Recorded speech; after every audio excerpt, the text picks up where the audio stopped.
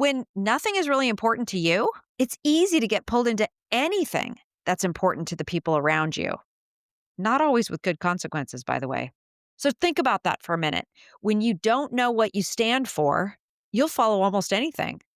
And the resentment that builds up when you're constantly saying yes, when you probably should be saying no, that's a special kind of burn that can just kind of eat away at your soul. Welcome. You're listening to This Leader, the podcast. If you lead people and are seeking the transformational, high-impact secrets that will lead to greater joy and fulfillment in your work, will optimize your team performance, and will help you create a happy, highly productive workplace, then you are this leader and you're in the right place.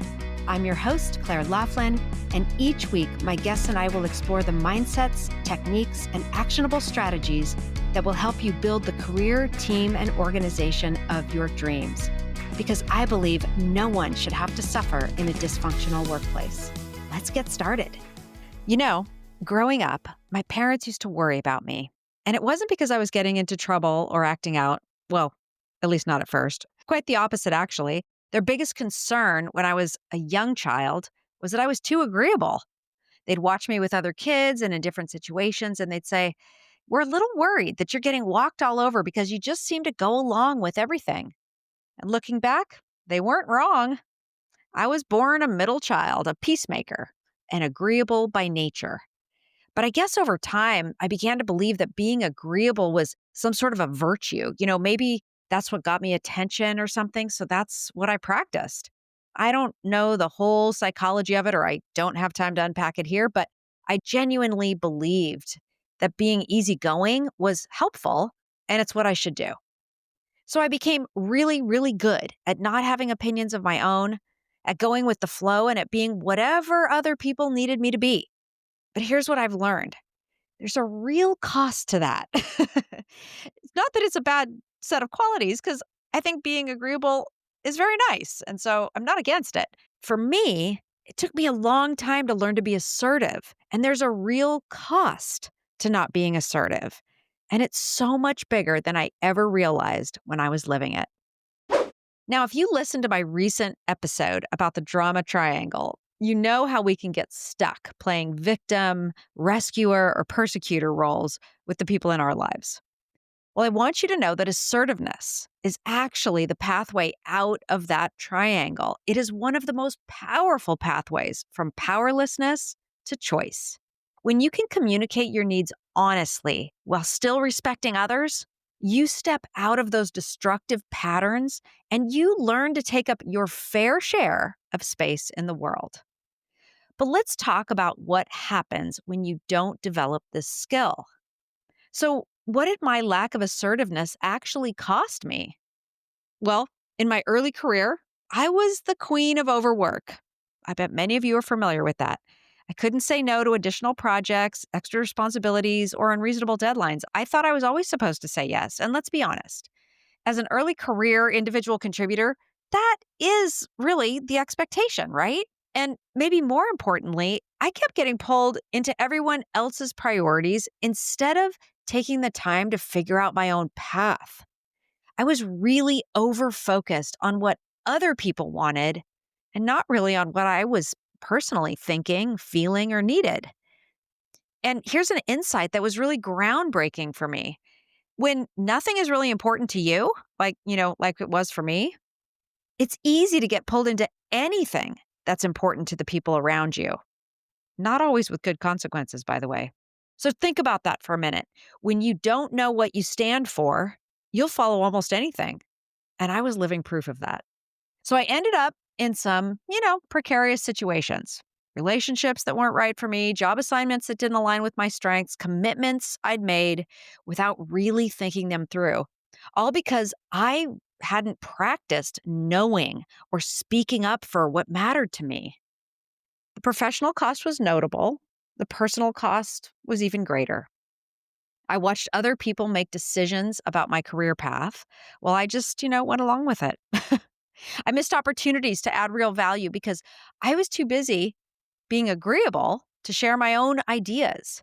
And the resentment that builds up when you're constantly saying yes, when you probably should be saying no, Well, that's a special kind of burn that can just kind of eat away at your soul. So, what is assertiveness really? And how is it different from being aggressive or passive? Let me paint you a picture of three communication styles. Passive communication, we'll put that on one end of the spectrum. That was me for years. Is when you're so focused on avoiding conflict that you don't advocate for your own needs. You say yes when you mean no. You don't share your ideas because you don't want to rock the boat. And you let other people make decisions that affect your life. Aggressive communication is the opposite extreme. It's at the other end of the spectrum. And it's like bulldozing over other people's needs to get what you want. It's that colleague who dominates every meeting and interrupts constantly and seems to think that their thoughts and their beliefs and their priorities are the only ones that matter. But assertive communication, well, that's that sweet spot in the middle. It's about being honest about your needs while still respecting others. It's a balance between your needs and the needs of people around you. It's having the courage to say, I see it differently, or that won't work for me, or here's what I need to be successful. Now, I want to introduce you to something I don't think gets talked about enough. There's basically like two types of assertiveness that leaders need to master. The first is called boundary setting assertiveness, and that's your ability to say no, to protect your own time and energy and setting clear expectations about what you can and cannot take on and basically not letting people walk all over you. Okay? That's boundary setting assertiveness. I needed a lot of that. The second is what I called path carving assertiveness. And this is the kind of assertiveness that comes from knowing who you are and what you want, and then speaking up with your ideas. It's advocating for the vision that you have. It's sharing your perspective, even when it's different. And it's proactively shaping your career and your future instead of just reacting to what comes your way. Both are crucial. And I'd say they complement one another just beautifully. You know, I have to give a little shout out here to my dear friend, Dr. Joe Sprague, one of my most important mentors. It was in her course in graduate school that two partners and I received the assignment to develop an assertiveness training course for teenage girls. That's what we chose. We got an opportunity to choose any kind of training class, and we chose assertiveness training for teenage girls. And I remember it so clearly because it was transformational, not just for the girls we worked with, but for me too. Those girls reported even years later that the course had changed them in profoundly positive ways. And I chose that topic in large part because it's what I had needed so much when I was younger. But for us, watching their confidence grow, seeing them learn to use their voices over just a few hours, wow, it reinforced for me just how powerful this work can be. So I can't be the only one, right? Like, why do so many of us struggle with this? What holds us back? First, I guess there's the fear of being disliked under the surface, right? I genuinely used to think that having strong opinions was contrary to being agreeable. And I just never really learned how. I guess since I was so agreeable, no one really thought to teach me about how to engage differently in debate. Let's face it, when you have an agreeable person around you, it's kind of nice. So you just probably let them be. But secretly, I was also probably scared that if I spoke up, people wouldn't like me anymore, you know? And for women in my age group, we got so many messages about being nice and accommodating. I don't know if that's universally true, but it seems true for so many women I speak with that are about my age. But we got so many messages that way that being assertive can feel almost like rebellious. So there's an aspect of that.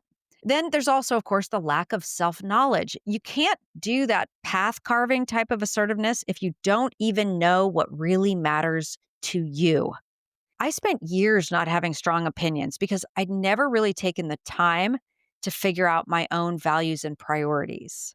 That's why the values work that I talked about a few weeks ago on the podcast is so imperative. You know, perfectionism, that plays a role too. Sometimes we think we need to have all the answers before we can speak up, or we're paralyzed by the fear of saying the wrong thing. And let's not forget about our old friend, imposter syndrome. How many times have you had a great idea, but you didn't share it because you second guessed yourself or you thought, well, wait, who am I to have an opinion about this, or hang on a minute, is that right? All of these internal barriers keep us playing small. They keep us reactive instead of proactive, and they keep us following other people's agendas instead of pursuing our own. Hey, friends, we're here talking all about being assertive, and here's something I've learned the hard way. The foundation of authentic assertiveness is knowing yourself, and that includes knowing your values, your priorities, what you stand for, and what you won't compromise on. You can't advocate for what matters to you if you don't know what matters to you. And your unique perspective, that combination of your experiences, your expertise, your way of seeing the world, that has deep value. But assertiveness without self-knowledge, well, that's just noise. So this is exactly why I created my Living Your Values course, because I see so many talented leaders struggling with what they really stand for, really knowing that. And that lack of knowledge leads to a lack of confidence. As leaders, we need to take the time to get clear on what matters most to us and how we want to live in alignment with those values. As a This Leader listener, I want to give this to you at an unbelievable discount so you can level up your leadership journey. Look, you're already here. You're obviously already interested in growing, so let's make it count. Go to clairelaughlin.com/livingyourvalues, all one word, and use code THISLEADER at checkout to get the whole course along with the special bonus module about developing values with your team for just $10. Yep, $10. That's clairelaughlin.com/livingyourvalues and use code THISLEADER. Because, my friend, when you know what you stand for, assertiveness becomes less about courage and more about integrity. Values are the path. So, how do you actually build this skill? Let me give you some practical steps you can start implementing right away. First, let's talk about that tried and true classic, the I statement. It's enduring for a reason. It works. A true I statement has 4 parts. So first, I feel, and then you kind of name your emotion.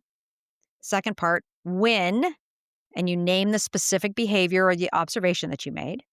Because, and you talk about the impact that it has. And I need, and you make a specific request. Okay. So what's the emotion? I feel when something happens because of an impact, and I need, and you make a specific request. For example, I feel frustrated when meetings start 10 minutes late because it impacts my ability to prepare for my next commitment, and I'd like to request that we either start on time or adjust the schedule. Now, notice how that's very different from, I feel like you don't respect my time, which isn't actually an I statement at all. It's a disguised accusation. Real I statements focus on behavior, not character. Now, let me be honest. In real time at work, I have tried and I often advise that people leave off the feeling part at the beginning. I'm a fan of connecting with emotion. So take this advice with a grain of salt. But some of us get a reputation for being too feely, and that might be exacerbated by starting with the emotion part.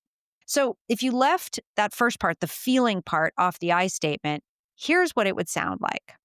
Let me give you the first one again. The first one says, I feel frustrated when meetings start 10 minutes late because it impacts my ability to prepare for my next commitment. And I'd like to request that we either start on time or adjust the schedule. Okay, leave off the feelings. When meetings start 10 minutes late, it impacts my ability to prepare for my next commitment. And I'd like to request that we either start on time or adjust the schedule. Okay, so that's the same exact statement, but without starting with the feeling. And I feel like it's a great adaptation to that classic I statement for the workplace. Now, you choose if you want to start with the feeling word or not. I tend to think that if you start in the second way where you just say, here's the observation. When meetings start 10 minutes late, that kind of thing, it makes it just a little bit more powerful.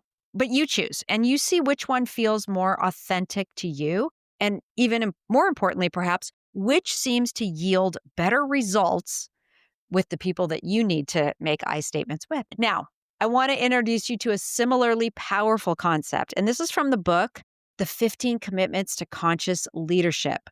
Great book, okay? And this concept is called speaking unarguably. And this is about sharing what's factually true for you right now, your sensations, your feelings, your wants, your observable facts, rather than opinions, judgments, or stories about other people.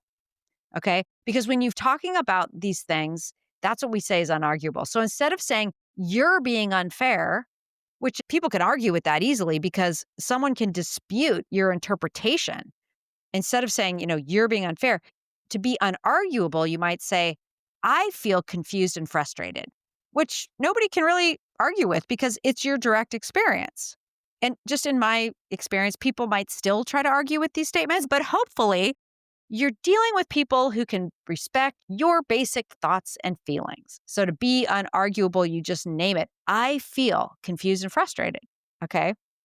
Now, here's the magic. When you combine an unarguable statement with clear boundaries and specific requests, you transform assertiveness from something that might feel, I don't know, confrontational at times into something that can feel genuinely collaborative.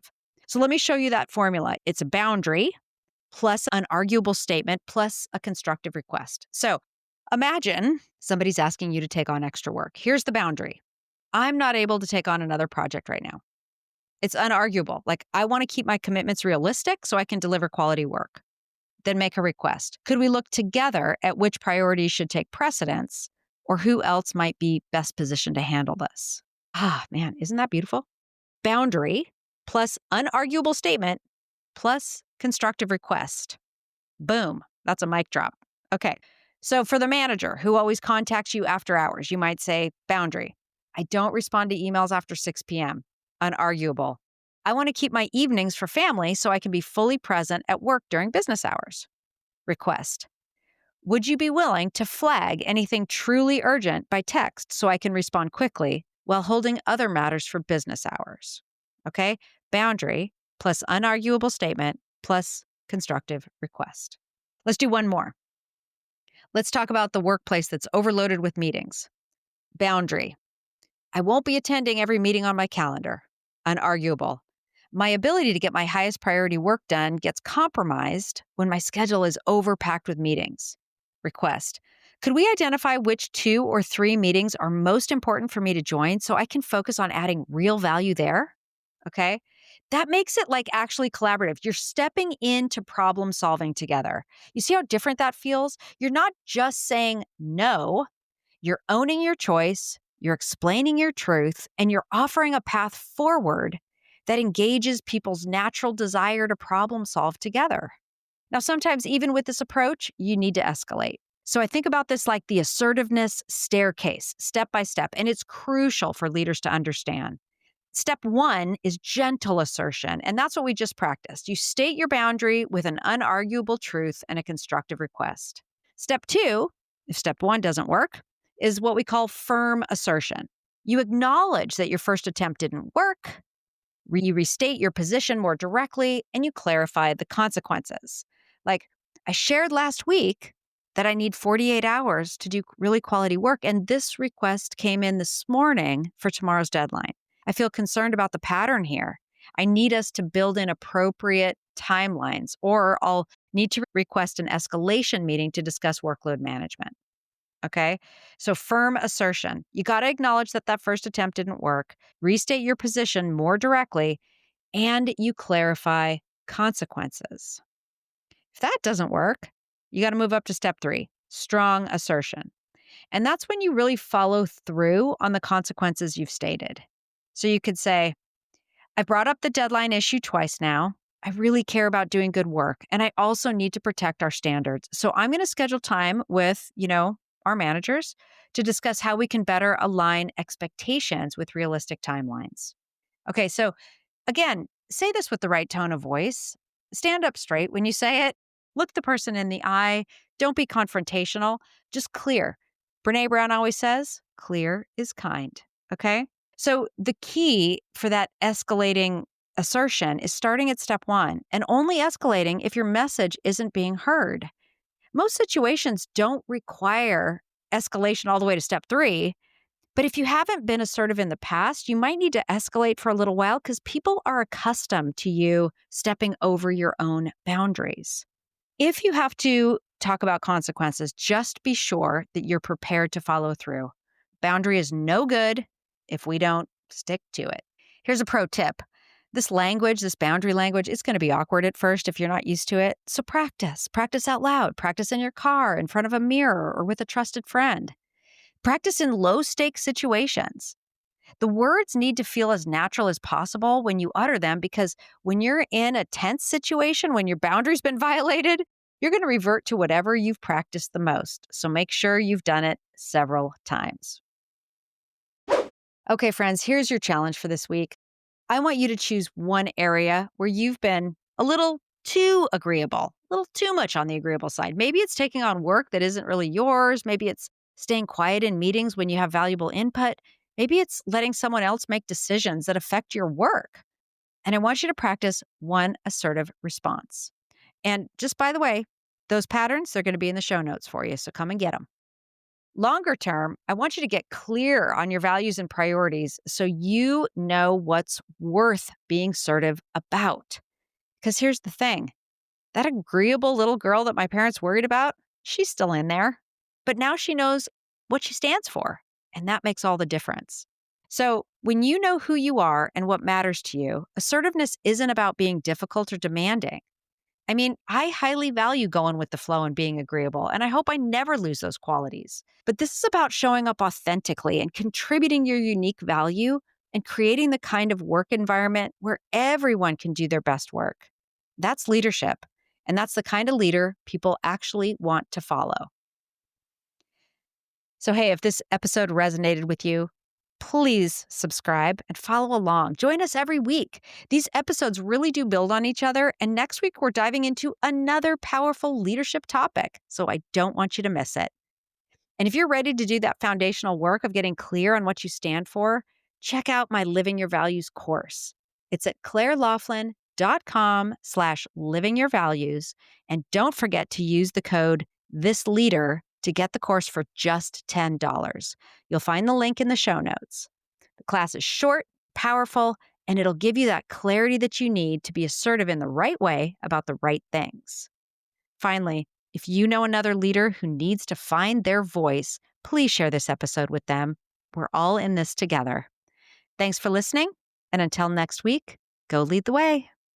I hope you've enjoyed this episode. To learn more about my services and for lots of free resources and additional tools to enrich your journey, visit my website and subscribe to my newsletter at clairelaughlin.com.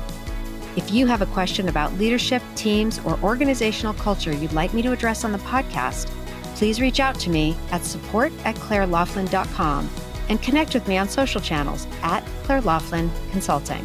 Until next time, lead the way.